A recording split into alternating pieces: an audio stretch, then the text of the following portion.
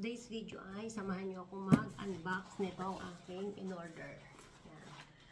At i-explain ko sa inyo bakit ako bumili nito at ano ang magandang tulong nito sa ating katawan. Lalo na kapag nagkakaedad na. At ito ay para sa lahat. Mag-unbox na tayo, guys. In-order ko to no 3 days lang ata eh. Wala bang 3 days. Holiday ko siya in-order.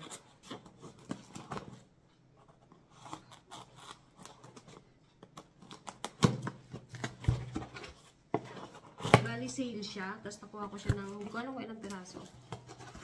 So yan siya guys. Ayan. 1, 2, 3, 4, 5, 6. 6 na piraso siya.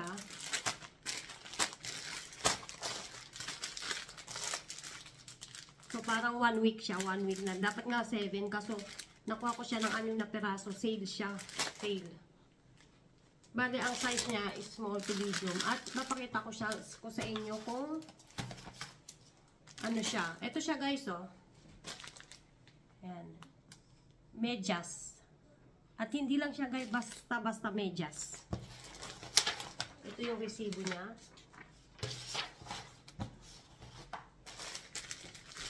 Madalas ako bumili kasi, almost yearly bumibili ako kasi ang mabilis masira kasi sa kanya yung sa sako. Dahil pag lagi mong suot to, or everyday kasi ako nagaganto. So sabi ko, this year bili ako ng marami na. Buksan natin, testing natin. Oh, ganda niya.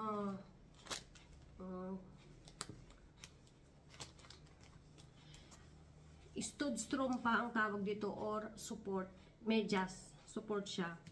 Tapos, alam nyo guys kung bakit gusto ko to kasi hindi lang to para sa akin at saka bakit ko to binidyo kasi para sa lahat. Kasi tayo, hindi na tayo mga bata. So, kailangan natin to kung bakit minsan nagkakram tayo or pinupulikat. Bakit tayo alam mo yung swollen, yung paa, yung nagtutubig, yung manas, yun. Kasi, dahil kailangan natin ng ganito. Kahit yung iba, pag nagpa-doktor, ito din ang mga binibigay na tips o advice na gamitin to. Lalo yung may mga tubig na sa katawan, di ba? Bakit may mga tubig na sobrang sa katawan na hindi natin na ilalabas? Kasi ngayon, minsan namamaga na yung mga paa natin. Laging sa paa. Yan. Tsaka ito guys, gamit ko to araw-araw, yung ganito, gamit ko siya kasi, di ba sa trabaho ko nga more on walking. Tsaka kung ako, pag nagpa-flight din ako or mabahaba ang biyahe ko, kasi hindi porke nag-walking ka, kailangan mo to. Pag nakaupo ka ng matagal, pag nasa biyahe ka ng matagal, kailangan mo to. Kasi, ano siya blood circulation din to eh. Sample ko sa inyo naligo ako. Ang sarap niya sa paa guys, sa totoo lang. Ako, parang hindi kompleto araw ko pag hindi ako nagsusuot nito. Nakakapanibago pero pagka pag tumagal na, nasanay ka. Ayan o. Ayan siya guys.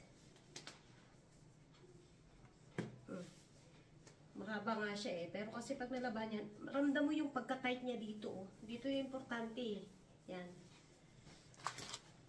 Ramdam mo ginaganon yung yung muscles mo dito. Lalo yung mga nag-exercise dyan. Diba? Nakikita nyo iba mahaba yung nila. Support yun. Maganda yung pagka niya, cotton talaga. Sabi ko sana hindi ako hindi ako magsisi sa binili ko kasi bagong size siya na na-orderan ko. Iba kasi, yung iba parang fake. Yan o. Guys o. Sarap na pakaramdam na. Kasi alam natin ang mga paa natin pagod. Sa lahat ng ginagawa natin sa araw-araw, ang mga paa ang laging pagod. Kamay at paa. Ayan. So ito, sagot na siya. Tapos bumili ako na iba-ibang kulay. Kasi, medyas dito laging iba-ibang kulay. So, nagkakahalo-halo na yung mga medyas namin. So, bumili ako ng iba-ibang kulay. So, alam ko na pag mga ganyan kulay, sa akin to. Yan. Di ba yung mga na-stroke din, yung mga may stroke patient, di ba yung iba binibigyan din ng mga ganito rin, di ba? Kasi pag naipit siyang ganyan yung ano natin, yung blood natin, nag-aano siya, nag-help siya, lalo yung mga matatanda na hindi masyadong nagmo-move, yung masyado silang nag-aano. Tayo naman, mga bata-bata pa, too much sa move, kailangan din natin yan. Kailangan din natin to. Malaking tulong to. Ayan o, parang ayaw ko nang tanggalin kasi ang sarap sa paa. Ayan o. Pag nakapantalon ka, o kahit nakapanda ka man, pwede ka na maganto. Yung iba nga, sa mga alaga namin, sa trabaho namin, minsan 24 hours or 1 week, kulang tanggalan. Or kung tatanggalin man namin, saglit lang, tapos ibabalik uli namin. Tagalin ng mga ilang minuto lang namin papahinga, tapos susuot uli namin, tapos lolotionan lang namin. Yung ganyan. Kasi guys, sa totoo lang, it's help a lot yung mga ganito. Yan. Lalo yung mga nagbabiyahe dyan. Ako, kahit bumabiyahe ako, umuwi ako ng Pilipinas, hindi pwedeng wala akong ganito. Kasi ang tagal ng upo natin, di ba, nangangalay nga tayo, sa likod nga natin sumasakit, mga binti natin sumasakit, gusto nating iunat. Kahit may support kang ganito, gusto mo pa rin iunat yung mga paa mo, di ba? O tumayo tayo saglit, pero at least ito, may help pa rin siya na natatight yung mga muscles mo dito. Ayan. Yan. Kaya sa mga kamag-anak ko sa Pilipinas, sinasabihan ko din, lalo yung lola ko, na kailangan din to kasi kahit, di ba yung paa natin, iaangat lang natin yung paa natin na ganyan. Minsan gusto natin nakaangat. Kaya guys, kayo, bili na rin kayo kasi malaking tulong din talaga to. Lalo yung may mga lola na kayo dyan o nanay kayo dyan na. Yan na guys, tuloy na natin kasi napuno lang ating video. So yun lang guys, malaking tulong to. Kahit na, di ba, tayo nga, maghugas tayo. Pag dati, tumayo ako ng matagal, maghugas ako ng pinggan o magluto ako, hindi ko nararamdaman yung sakit. Pero ngayon, dahil sa naka-stay tayo ng matagal o nakatayo tayo ng matagal, ang sakit na ng binti, hindi na natin kaya na magtayo ng matagal. Di ba, parang masakit na yung mga muscle. Pero ito, malaking tulong to. Legit talaga. Kaya, kahit isa lang sa inyo, bumili kayo. Kahit para akong nagbi-business, hindi po business, pero sinasabi ko lang po to sa inyo, sa sinishare ko kasi malaking bagay to sa ating kalusugan. Yan. Ano yun? Kaya kailangan guys, kailangan hindi ko talaga kailangan. Hindi naman kailangan, pero kung kaya naman, sa tingin nyo naman makakatulong. Kahit isa lang.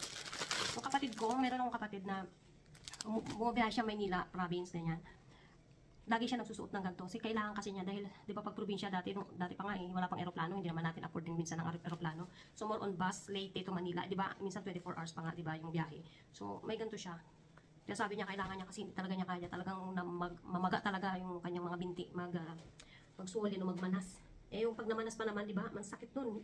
Iindahin mo ng ilang araw. Ito, pag may ganito, it's help talaga to kasi yung mga ugat natin, nag-i-stack nag-ano siya yung mga dugo ba, para siyang bumabara. So, pag may ganito ka na, nape-press siya, so, yung blood circulation na dumadali sa ating puso, ay tuloy-tuloy siya na nag-circulate sa buong katawan natin. Yan.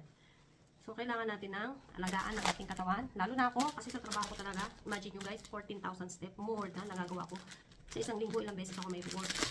Like this week, 6 days ako may work. So, ilan yun, di ba? Gusto ko naman talaga mag-work kasi, hindi ko na, wala kasing kotse, yung work na pinili ko is yung malapit lang, tapos yung mag-work lang kami around here. Kami yung nag-visit sa mga matatanda. Hindi na ako nagtatrabaho sa isang home for the agent. Ang trabaho ko ngayon is same pa rin, pero ang ano namin is kami yung pupunta sa bahay nila. So meron kaming backpack, meron kaming makapal na jacket, meron kami lahat. Tapos sa bag namin nandun yung gloves, yung plastic na apron, meron kaming alcohol, disinfect. Tapos meron din kaming sa sapatos namin na plastic din. Yun, meron kami. Ngayon, kung mayroon man sakit yung aming mga alaga, meron kaming visir. Batawag dun sa visir dyan sa inyo, hindi ko alam kung ano yung ganong protection yung sa COVID. Meron din kaming mask. So, kompleto kami. So, kailangan din namin alagaan yung sarili namin kasi every pasyente, ibang tao yung nakakasalamuhan namin, iba-iba yung sakit. Yan. Tapos binubok lang namin yun. Meron man kotse, mapakalayo, pero kailangan pa rin talaga. More on walking talaga. So, naisip ko to. May nagturo lang din sa akin ito na gumamit ka ng ganito kasi makakatulong. Kasi dati, madalas akong pulikatin, yung mga pinupulikat yan. Yun ang problema niyan. Tapos, sa gabi, kailangan nakataas yung paa. Lagi may unan yung paa ko. Kasi sa gabi, tatanggalin mo to Tatanggalin mo siya para ma-rest naman yung paa natin. So, lagi ako mayroong unan sa paa. Kailangan nakaangat ang paa natin, guys. Isa rin yun, guys, yung unan, yung paa natin, nakaangat ng konti. Kasi, isa din yun sa blood circulation. Diba? Yung mga paa natin, yan ang pinakapagod na pagod. Pagod na pagod sa maghapon. Yan ang alagaan natin ang ating mga paa. Mahalin ang ating sarili. Yan. Diba? Love self nga. Yun na guys, ang cute ng mga binili ko. Oh. Kasi nga, meron din ganito yung asawa ko. Binigyan din siya, naresitahan din siya ng doktor nung na-stroke siya. So, ang ginagawa ko, bukod sa minamassage ko din siya, nakatulong, imagine nyo guys ha. Meron akong asawa, na-stroke siya. Tapos, hindi naman siya hard stroke or talagang ano, iba-iba kasi klase ng stroke. So, kailangan niya i-massage. Talaga yung mga katawan niya kailangan. Para lahat ng mga natutulog na ugat-ugat. Alam nyo, kukwento ko lang sa inyo ha, 2019 yun. In 3 months yata o 4 months, naipabalik ko yung kanyang pagka-stroke. Hindi, ano lang siya, mild stroke. Nagtabi nga yung mukha niya, yung kamay niya, walang feeling yung kalahati. Basta yung parang naano din ako, parang pangit din sa akin ang pakaramdam na isa pamilya mo may sakit o ganyan. Alam nyo guys, ano ginawa ko? Every 10 minutes, minamassage ko siya. Every day. Alam nyo guys, wala pang ilang buwan, bumalik yung kanyang pakaramdam. Bumuti uli yung kanyang katawan. Bumalik siya sa dati niya, tapos di ba, pag na-stroke dito, tinatanggalan ka na lisensya. So, wala. Tinanggal siya. In 3 months, naibalik niya lisensya niya, naibalik niya lahat. Bumuti yung ano ng katawan niya. Imbis na yung binti lang yung minamassage ko, buong katawan. Malaki yung asawa ko. Pero alam nyo, after nun, ginagamitan ko rin siya ng kanto kasi help sa kanya. Kasi tayo guys, hindi porke gumagalaw tayo, okay na. Hindi ganun. Kailangan din natin yung mga ugat-ugat natin ma-press ng ganyan. Di ba? Kahit sarili mo nga, ganyanin mo lang, ang sarap ng pakaramdam. So, kailangan din natin yun. So, tapos sa gabi, nilalagyan ko siya nito. Tapos pag nag-exercise siya, kaya may mga gamit kami ng pang-exercise kasi kailangan din niya. Kasi syempre mahal naman pag pupunta ka pa ng gym, so gagastos ka. So nabili lang namin yung mga gamit namin ng murang halaga. Yun. At saka guys, wala na akong masabi. Ito guys, ang ganda. O, diba? So yun lang guys, sana nakatulong yung kwento ko, nakatulong sa aking pag-unbox yung ganito. Kasi health tips, diba? At saka, why not naman na hindi natin itry, diba? It's help a lot yun. So, yun lang guys. Thank you very much sa aking pagsubaybay, sa inyong pagsubaybay sa aking vlog. At saka, God bless po. Thank you.